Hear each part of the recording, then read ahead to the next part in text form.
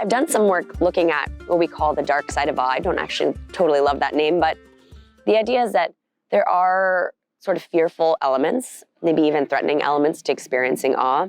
They can be more or less present. Some experiences, it can be pretty much almost absent. If you're looking at a beautiful sunset, you're not going to see people are very fearful or stressed or threatened, I should say. But there are other kinds of awe experiences.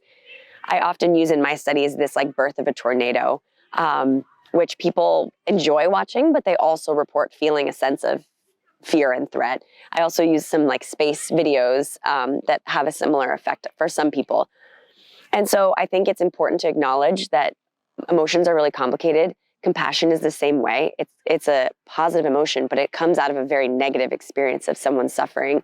So I think emotions, the ones at least that I'm very interested in, they often defy that easy classification of positive, negative, and awe is certainly one of those. It comes up a lot in old religious texts about awe experiences, where you're sort of thinking about a God that could smite you down at any moment, that's all powerful. That is very scary, as well as being potentially like exhilarating, right? And so how people navigate that experience is really interesting. And you could envision it can lead to negative consequences.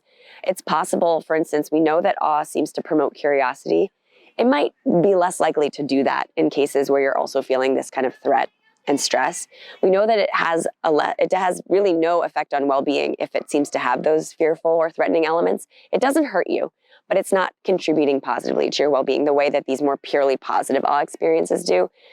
So I'm not sure I would say that it's like bad necessarily, but it's leading to different kinds of consequences than purely positive awe experiences. And generally we find, again, modern Western culture, so it's specific, that are close to 80% of awe experiences are purely positive. So that's mostly what people are having.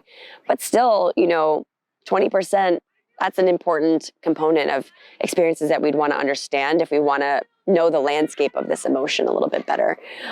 So I think more work will consider this topic. I mean, especially in the light of COVID, where we're dealing with this like very ever-present, threatening, very large stressor in the population, there may be elements of awe that people are feeling as well. It's one of the only times that, at least I can remember, humanity has faced together this singular negative event. And so in that way, it could elicit those feelings of awe, but in this negative context. So I bet you there will be more work coming out about this idea of negative elements of awe and perhaps how it shapes the consequences.